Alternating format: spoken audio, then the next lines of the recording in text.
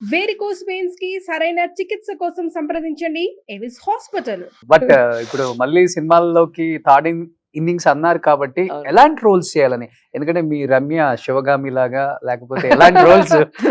నాకు నిజంగా powerful roles ఏదైనా, ఏదో మదర్ అని చెప్పి అలా బొమ్మలాగా నించోపెట్టకుండా ఒక పవర్ఫుల్ క్యారెక్టర్స్ మనకి శివగామిలో మన రమ్య లాంటి ఒక పవర్ఫుల్ క్యారెక్టర్ అయినా, ఓకే లేదా అత్తారింటికి దారేదిలో మన నదియా గారి లాగా ఒక స్టైలిష్ క్యారెక్టర్ అయినా, ఓకే లేదా ఒక లాయర్ కానీ ఒక డాక్టర్ కానీ ఏదైనా ఒక సెంటర్ క్యారెక్టర్ గా చేయాలన్న ఆలోచన అయితే ఉంది. సూపర్, మంచి ఆలోచన. ఎప్పుడు అనిపించింది? ఇంట్లో వాళ్ళు ప్రస్తావన తీసుకొచ్చారా లేకపోతే బయట బయట చాలా సినిమా వాళ్ళు? మంది మీరు 2 years మాకు అందకుండా వెళ్ళిపోయారండి, ఇప్పుడైనా మళ్ళీ రండి, ఇప్పుడు టైం ఉంది కదా, రండి రండి అని ఫ్రెండ్స్ ఓకే ఎక్కడ కనిపించిన ప్రేక్షకులు అభిమానులు Hmm. అందరూ అడుగుతున్నారు. ముఖ్యంగా నాకు పెద్ద ఫ్యాన్ నా కొడుకు. Hmm. వాడు మమ్మీ మళ్ళీ యాక్ట్ చేయి మమ్మీ, ఓకే. మమ్మీ మళ్ళీ యాక్ట్ చేయి మమ్మీ అంటాడు. ఓకే నాన్న చేస్తాను అని చెప్తాను. విజయశాంతి గారు ఇండస్ట్రీకి కంబ్యాక్ అయినప్పుడు ఎంత హ్యాపీగా ఫీల్ అయ్యారు ఫ్యాన్స్ అందరూ. సో సరిలేరు నీకెవరు టైంలో. సో మళ్ళీ రోజా గారు ఇప్పుడు సినిమాలో కనిపిస్తే వేరే నిజంగా level లో ఉంటుంది. అదొక అదృష్టం అని చెప్పొచ్చు రోషన్. అసలు మనతో మన రక్త సంబంధం కాకపోయినా, మన ఫ్యామిలీ మెంబరు, మన రిలేటివ్ కాకపోయినా, మనం ఎప్పుడూ బాగుండాలి అని కోరుకునేది అభిమాని మాత్రమే, అవును. ప్రేక్షకుడు నిస్వార్థంగా. సో అలాంటి ఒక అదృష్టం నాకు మా అమ్మ నాన్న ఇచ్చారు. వాళ్ళు జన్మనిచ్చారు, భగవంతుడి ఆశీర్వాదంతో ఈరోజు ఆర్టిస్ట్ అవ్వగలిగాను. సో వారి కోసం ఇన్ని రోజులు పొలిటికల్ గా సర్వీస్ చేశాను.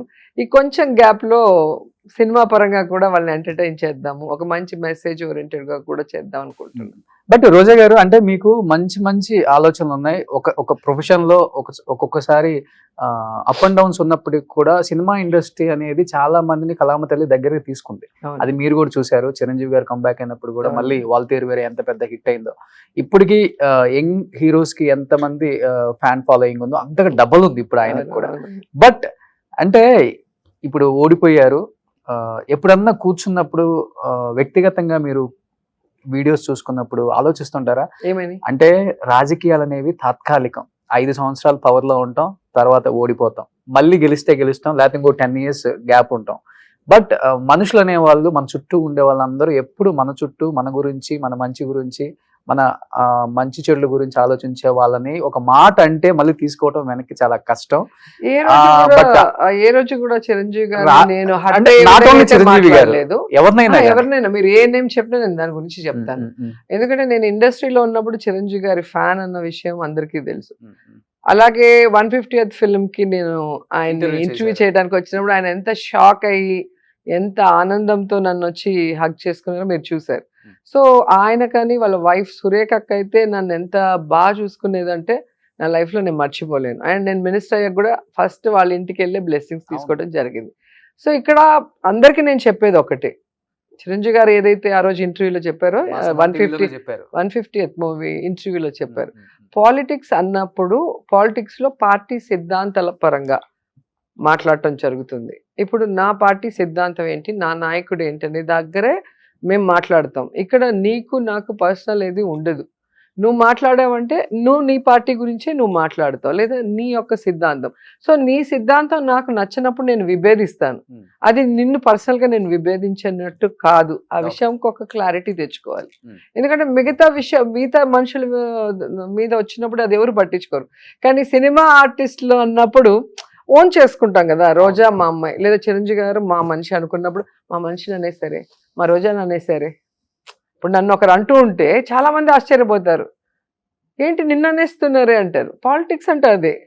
సో ఒక పార్టీలో ఉన్నప్పుడు పార్టీ పరంగా సిద్ధాంత పరంగా మాట్లాడొచ్చు, కానీ వల్గర్ గా ఎప్పుడు మాట్లాడకూడదు, పర్సనల్ గా ఎప్పుడు మాట్లాడకూడదు. అది నేను ఎప్పుడూ చేయలేదు. మీరు కావాలంటే ఒకసారి వీడియోస్ చూస్తే మీకే అర్థమవుతుంది. అంటే ఆయన కూడా ఒక స్టేట్మెంట్ ఇచ్చారు, ఎవరి కరుణ పొందటానికి ఇవన్నీ మాట్లాడుతున్నారు, చూపించిన ప్రేమ వాత్సల్యాలకి విలువ లేదు. ప్రేమకి ఎప్పుడు విలువ ఉంటుంది. ఆ ప్రేమకి విలువ లేకపోతే మినిస్టర్ అయిన తర్వాత వెతుక్కుంటూ వెళ్ళి ఆశీర్వాదం తీసుకోము. అండ్ నా ఫస్ట్ మూవీ స్వమరంకి క్లాప్ కొట్టారు, నా లాఠీ చార్జ్ మూవీకి క్లాప్ కొట్టారు. ఎంతో మంది ఉన్నారు, అందరినీ కాదని ఎందుకు వాళ్ళనే పిలుస్తాం, మన అనుకున్నాం కాబట్టే పిలుస్తాం. చిరంజీవి గారి మీద మీ మనసులో ఒక ప్లేస్ అయితే ఎప్పుడు ఉంటుంది అంతే. ఎప్పుడు ఉంటుంది, ఎప్పుడు ఉంటుంది. ఓకే. చిరంజీవి గారికి, సురేఖకి, ఓకే. ఇద్దరికి. సో ఎందుకంటే పాపము నన్ను గాని, ప్రభుదేవ గారు గాని, శ్రీదేవి గారికి గాని మాకు ఏమి నచ్చుతుందో అది వండి బట్టి తినిపిస్తుంది అక్క. నిజంగా ఆవిడ గ్రేట్. చిరంజీవి గారు అదృష్టవంతుడు అని చెప్తాను నేను సురేఖ అక్కని పెళ్లి చేసుకోవటం. నిజంగా చాలా గొప్ప మనిషి. సో అంటే ఇప్పుడు రాజకీయాల్లోకి వచ్చిన తర్వాత ట్రోల్స్ అనేది కామన్, బట్ 151 మంది ఎమ్మెల్యేలు ఉంటే ఎస్పెషల్లీ వై రోజా అనే దానికి సమాధానం ఏం చెప్తారు అది మీరు చెప్పాలి, నన్ను అడిగితే నేను ఎలా చెప్తాను. ట్రోలర్స్ కి మీకు ఒక కూడా అన్యోన్య సంబంధం ఉంది. కాయలున్న చెట్టుకే రాళ్ల దెబ్బలు అని పెద్దలు చెప్పారు. సో ఎప్పుడు కూడా ఒక పవర్ఫుల్ పర్సనాలిటీని టచ్ చేసినప్పుడే దానికి ఒక టిఆర్పి ఉంటుంది, లేదా దానికి ఒక వాల్యూ ఉంటుంది. ఈరోజు మీరు నిజాల కన్నా యూట్యూబ్లో వచ్చే గ్యాసిప్స్కి, ట్యాగ్ లైన్లకి, ఈ రీల్స్కే ఎక్కువ క్రేజ్ ఉంటుంది, వైరల్ అవుతుంటాయి చూసారా. అంటే నెగటివ్ మెంటాలిటీ పెరుగుతూ ఉంది జనాల్లో.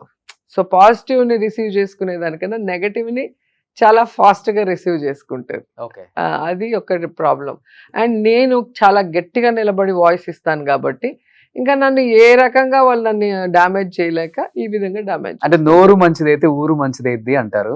మిగతా చాలా మంది ఎమ్మెల్యేలు ఉన్నారు ఆడవాళ్ళు అక్కడ, విడుదల రజనీ కావచ్చు, రకరకాల వాళ్ళు ఉన్నారు. ఇంకా వాళ్ళు వినిపించినంత గొంతుక వైసీపీ పార్టీ కోసం కావచ్చు, జగన్మోహన్ రెడ్డి గారి గురించి కావచ్చు, వాళ్ళకన్నా అంటే చెప్తే మీకు ఇంకా తక్కువ శాఖలని చెప్పుకోవచ్చు. మీరే ఎందుకు అంత ఆయన శత్రువుల్ని మీ శత్రువులుగా భావించి దూషిస్తారనేది ఒక వాదన బయట.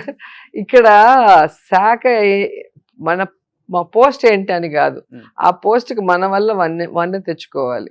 సో నాకేమి మినిస్ట్రీ ఇచ్చారని కాదు, నేను వెళ్ళినప్పుడు స్టేట్ వైడ్ గా నాకు ఇచ్చే మర్యాద మీరే కల్లారా చాలా సార్లు చూసింటారు.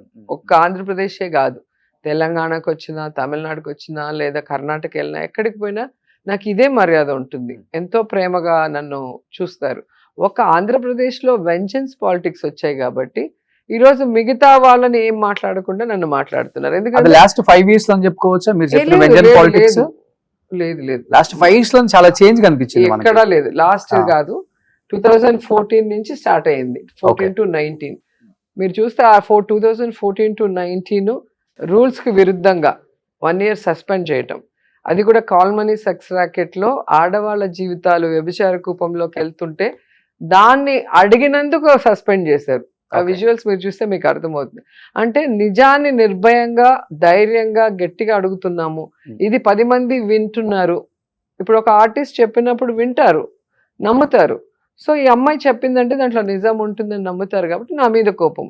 మిగతా వాళ్ళని అంత సీరియస్ గా తీసుకోలేదేమో మరి వాళ్ళు, అది వాళ్ళని అడగాలి. ఆ టైంలో భయం అనిపించిందా? హాస్పిటల్లో అడ్మిట్ అయ్యారు కదా. నాకు భయం ఏం లేదు. పిల్లలు ఏమైపోతారు భయం అనేది ఉంటే నేను అసలు ఇంత గట్టిగా ఉండను కదా. నేను ఈ రోజే కాదు, చంద్రబాబు నాయుడు పార్టీలో ఉన్నప్పుడు కూడా మీరు చూడండి, కేసీఆర్ గారి మీద గొడవ పెట్టుకున్నా. ఎందుకంటే ఒక ప్రెస్ క్లబ్ లో లిక్కర్ మీద డిస్కషన్ జరుగుతా ఉన్నది. సార్ ఆల్ పార్టీస్ మీటింగ్ జరుగుతూ ఉంటే వాళ్ళు చంద్రబాబు నాయుడు గారిని తిట్టారు. అప్పుడు నరసింహారెడ్డి గారు అనుకుంటా, ఆయన టీఆర్ఎస్ తరఫున వచ్చి కూర్చొని మాట్లాడుతున్నారు, నేను టీడీపీ తరఫున కూర్చొని మాట్లాడుతున్నా. అప్పుడు బెల్ట్ షాపులు తెచ్చి నాయనే ఇది అన్నప్పుడు నేను టక్కన కేసీఆర్ గారిని అనేసాను. అంటే అక్కడ పర్సనల్ గా అన్నట్టు కాదు, నా నాయకుడిని అన్నారు, నీ నాయకుడు ఏంటి గొప్ప అన్నట్టుగా మనం మాట్లాడతాం. సో అప్పుడు ఎంత పెద్ద ఇష్యూ అయిందో. పార్టీలో అయినా కానీ మీ నాయకుడు అంటే మీరు ఒప్పుకోరు అసలు. మా నాయకుడు మా పార్టీ అంటే నేను ఖచ్చితంగా ఉన్నప్పుడు చంద్రబాబు నాయుడు ఆయన్ని అలాగే నేను సేవ్ చేశాను. ఆ రోజు కూడా ఆయన మీద ఈగ వాళ్ళనీయకుండా ఆయన కోసం ఫైట్ చేశాను.